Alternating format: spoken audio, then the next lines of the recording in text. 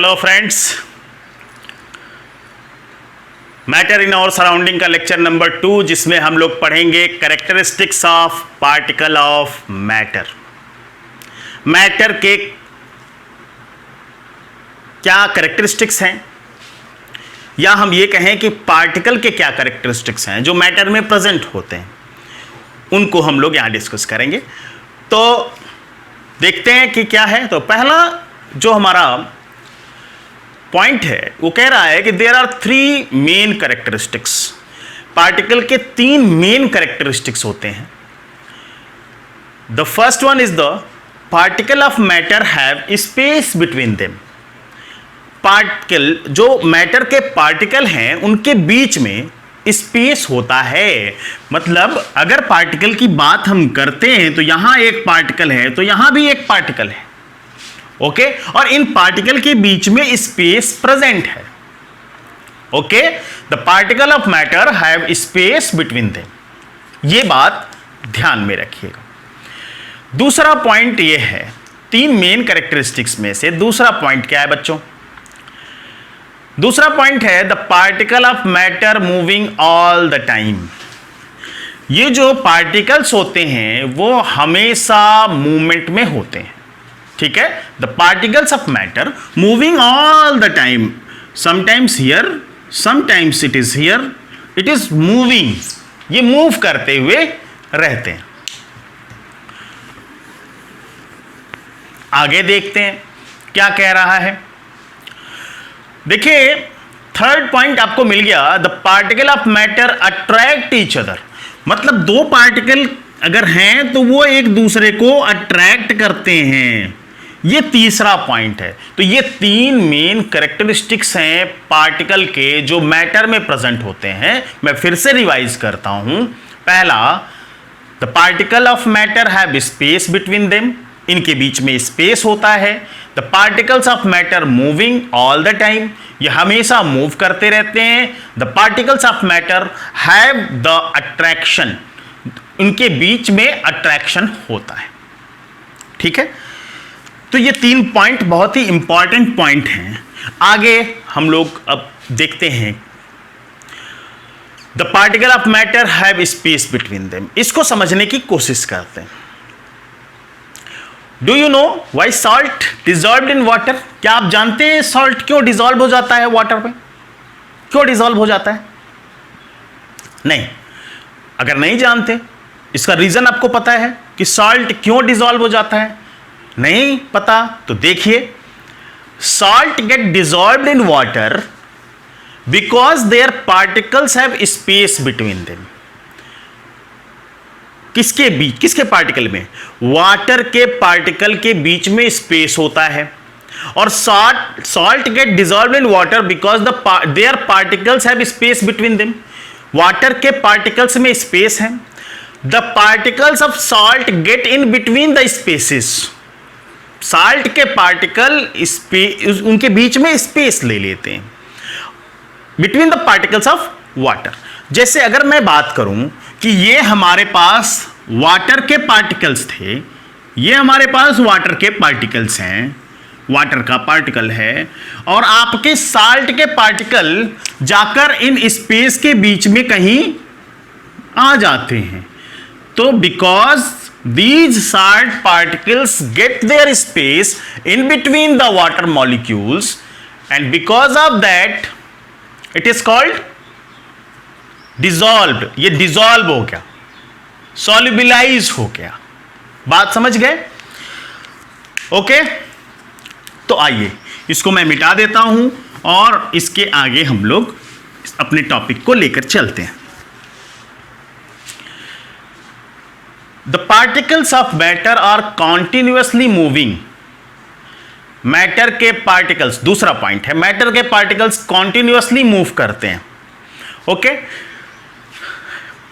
देखिए पहला आपको ऊपर आपके स्क्रीन पे पहला पॉइंट दिख रहा है, the particle of matter is in motion all the time, hence they possess kinetic energy is due to the motion and it increases with temperature. ठीक है ना, कई चीजें एक साथ आ गई हैं इस पॉइंट।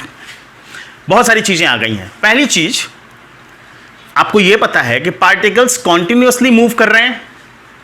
जो भी चीजें मूवमेंट में होती हैं उनके पास काइनेटिक एनर्जी होती है। आपको पता है काइनेटिक एनर्जी का फार्मूला 12mv², मतलब वेलोसिटी होनी चाहिए, मूवमेंट होना चाहिए। तो जो भी पार्टिकल मूव करेगा उसके पास काइनेटिक एनर्जी होगी। और यह कहा जा रहा है कि जब अगर मैटर को हम लोग किसी तरह से हीट दे दें, किसी तरह से हीट एनर्जी दे दें, तो काइनेटिक एनर्जी बढ़ेगी। ये सारे पॉइंट इसी पॉइंट में आ गए। ओके, नेक्स्ट पॉइंट ये देखिए, ये हमारे पास क्या है, दिख रहा है आपको? ये हमारे पास एक मैटर है, ठीक है, और इस मैटर में ये पार्टिकल्स हैं। अब ये देखिए, ये पार्टिकल्स क्या कर रहे हैं? कॉन्टिन्यूअसली मूविंग, कॉन्टिन्यूअसली मूव कर रहे हैं, एक डायरेक्शन से दूसरे डायरेक्शन में, दूसरे से तीसरे डायरेक्शन में ये पार्टिकल्स मूव करते हुए पाए जा रहे हैं। तीसरा पॉइंट था main important point, particles of matter attract each other, कि पार्टिकल्स एक दूसरे को अट्रैक्ट करते हैं, ठीक। The particles of matter has a certain force of attraction between them. दो पार्टिकल्स के बीच में एक फोर्स ऑफ अट्रैक्शन होता है। जैसे अगर हमारे पास एक पार्टिकल यहां है, दूसरा पार्टिकल यहां है, तो इनके बीच में एक फोर्स ऑफ अट्रैक्शन है, फोर्स ऑफ अट्रैक्शन, जिसको हम लोग FOA कहते हैं, force of attraction present here.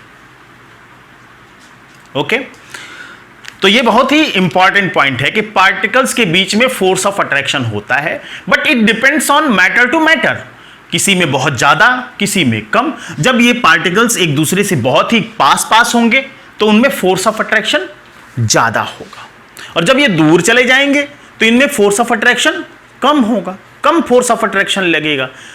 Okay, next point, this keep the particle together. ये फोर्स ऑफ अट्रैक्शन क्या करता है? ये फोर्स ऑफ अट्रैक्शन पार्टिकल्स को एक साथ रखने में मदद करता है। The keeps particle together.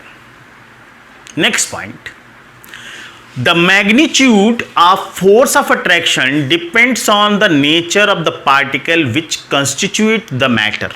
मैंने यही बात आपको इसके पहले अभी बताई। Magnitude of force of attraction मतलब कितना फोर्स लगेगा, यह डिपेंड करता है किस पर? मैटर के पार्टिकल के ऊपर। फोर्स ऑफ अट्रैक्शन का मैग्नीट्यूड का मतलब है कि अमाउंट, कितना फोर्स ऑफ अट्रैक्शन है। अब हम कहें कि सॉलिड में क्या होगा? फोर्स ऑफ अट्रैक्शन बहुत ज़्यादा होता है, पार्टिकल्स बहुत करीब होते हैं, लिक्विड में थोड़े दूर चले गए, गैस में और दूर चले गए, तो मैग्नीट्यूड क्या हो रहा है? सॉलिड में magnitude of force of attraction बहुत ज़्यादा, लिक्विड में थोड़ा कम, गैसेस में force of attraction, magnitude of force of attraction और कम हो जाएगा। बात समझे? चलिए नेक्स्ट पॉइंट को समझते हैं। It also depend on inter particle space, बता दिया मैंने। Force of attraction depends on inter particle space, space पे डिपेंड करेगा कि दो पार्टिकल के बीच में कितना स्पेस है। कम स्पेस है तो ज्यादा स्पेस हो गया तो फोर्स ऑफ अट्रैक्शन घटा, और ज्यादा हो गया तो फोर्स ऑफ अट्रैक्शन और ज्यादा घट गया। समझे? नेक्स्ट एग्जाम्पल देखिए, the attraction is maximum in solid state, okay, of matter because the particles are very closely packed.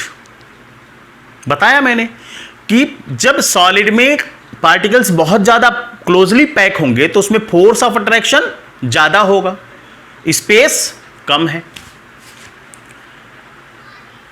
The attraction between particle is less in liquid state, बता दिया। The attraction between particle is least in gas state, gas state में least होता है attraction, क्योंकि उनके particles बहुत दूर चले जाते हैं, बहुत दूर रहते हैं। एग्जाम्पल देख लीजिए।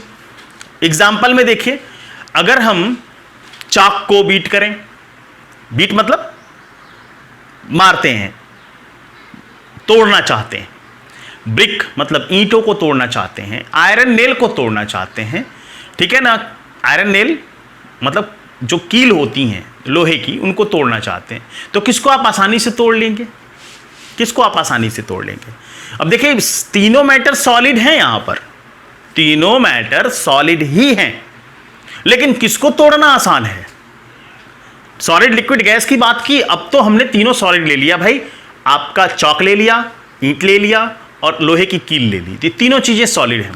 लेकिन चॉक को तोड़ना आसान होगा, उसके बाद ईंट को तोड़ना आसान होगा, लेकिन ईंट को तोड़ना थोड़ा मुश्किल है, लेकिन कील को तोड़ना तो लगभग इम्पॉसिबल सी चीजें हो जाती हैं कि हम इतनी आसानी से उसको नहीं तोड़ सकते। इट मीन्स चॉक के पार्टिकल्स भले ही सॉलिड है, थोड़े दूर पे हैं, ईंट थोड़ा नजदीक हुआ, कील बहुत नजदीक है, फोर्स ऑफ अट्रैक्शन बहुत ज्यादा है, इसीलिए हम कील को नहीं तोड़ पाते। तो चॉक इजीली ब्रेक कर जाएगा। Iron difficult to break, iron को तोड़ना इतना आसान नहीं है। तो सम इंपॉर्टेंट फैक्ट्स जो हम लोगों ने यहां पे सीखा उसको देखते हैं। Every matter is made up of particles, सभी मैटर पार्टिकल्स से मिलकर बने हैं। Particles are very small in size, particles बहुत ही छोटे होते हैं साइज में। Particles have empty and vacant space in them होगा, vacant space in them known as inter particle space, them लिख लीजिएगा। Particles have empty and vacant space in them known as inter particle space, ठीक है ना। Particles के बीच में जो space होता है उसको हम लोग इंटर पार्टिकल स्पेस कहते हैं। Particles are not stationary, particles रुके हुए नहीं है, स्टैटिक नहीं है, डायनामिक है। नेक्स्ट है the attractive force is present in between the particles, between the particles, in between the particles attractive force is present. Particle motion increase with rise in temperature, particle का motion temperature बढ़ाने पर बढ़ता है क्योंकि kinetic energy बढ़ता है, बताया हमने काइनेटिक एनर्जी बढ़ जाएगी। तो this is all about the present lecture, thanks and our request share it to your classmate. आप इसको अपने क्लासमेट्स को शेयर करिए और उनसे कहिए कि वीडियोस को पूरा का पूरा देखें। ओके, तो धन्यवाद।